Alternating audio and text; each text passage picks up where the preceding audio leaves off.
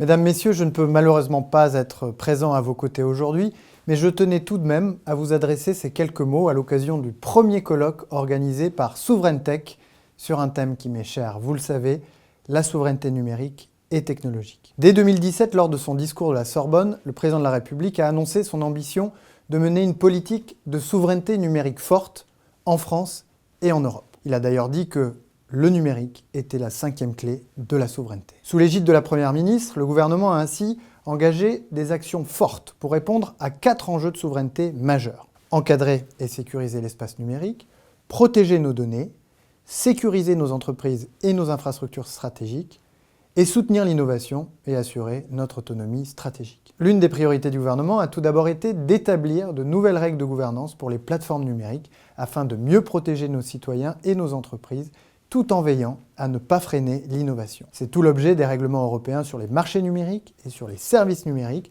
adoptés sous présidence française de l'Union européenne qui imposent aux grands acteurs du marché le respect de règles claires, précises et proportionnées selon leur taille. C'est également la raison d'être du projet de loi que je porte actuellement à l'Assemblée nationale et qui vise à sécuriser et réguler l'espace numérique et qui permettra d'adapter notre droit national à cette nouvelle réglementation numérique européenne ambitieuse. Deuxième volet de l'action du gouvernement en matière de souveraineté numérique, la protection des données. Sous l'impulsion de Bruno Le Maire, une stratégie nationale pour le cloud a été lancée en mai 2021. La mise en place du référentiel Secnum Cloud en France et l'élaboration du schéma de certification européen constituent les pierres angulaires de ce dispositif. L'accord politique obtenu autour du Data Act et les dispositions en cours de discussion au Parlement dans le cadre du projet de loi sont également des étapes clés dans notre stratégie pour un cloud de confiance qui permettront d'ouvrir le marché en renforçant l'interopérabilité et en encadrant certaines pratiques anticoncurrentielles. Un troisième axe fort de la stratégie gouvernementale en matière de souveraineté numérique a été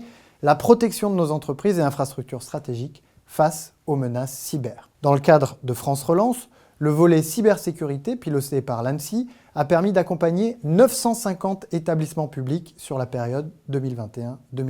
Dans le cadre de France 2030, le président de la République a par ailleurs annoncé, en 2021, un soutien d'1 milliard d'euros pour développer la filière française de cybersécurité, pour développer des solutions innovantes. J'en viens ainsi au 4e et dernier volet de l'action du gouvernement pour une France et une Europe souveraines, le soutien à l'innovation et le développement d'un écosystème industriel dynamique sur tout le territoire. Tel est le sens des stratégies numériques de France 2030 sur la cyber, l'intelligence artificielle, le cloud, le quantique ou la 5G et la 6G qui permettent de soutenir le développement de technologies, de produits et de services français et européens pour près de 3 milliards d'euros d'argent public. Enfin, l'initiative Je choisis la French Tech que j'ai annoncée à Vivatech avant l'été, qui encourage les acheteurs publics et privés à choisir les startups françaises comme partenaires et fournisseurs, permettra de favoriser l'émergence d'un écosystème entrepreneurial dynamique et résilient. Mais seul l'État ne peut pas tout. Nous avons besoin d'entrepreneurs ambitieux, nous avons besoin de grands acheteurs qui se tournent beaucoup plus régulièrement qu'ils ne l'ont fait jusqu'à présent vers les solutions de la French Tech, et nous avons besoin d'un marché européen unifié pour le numérique, de manière à pouvoir donner des perspectives de croissance à nos entreprises. Vous l'aurez compris, nous aurons besoin de toutes les forces vives, mais aussi de votre confiance renouvelée pour maintenir le cap vers une souveraineté française et européenne forte en matière numérique. Alors je compte sur vous et je vous souhaite un très bel événement. À très bientôt.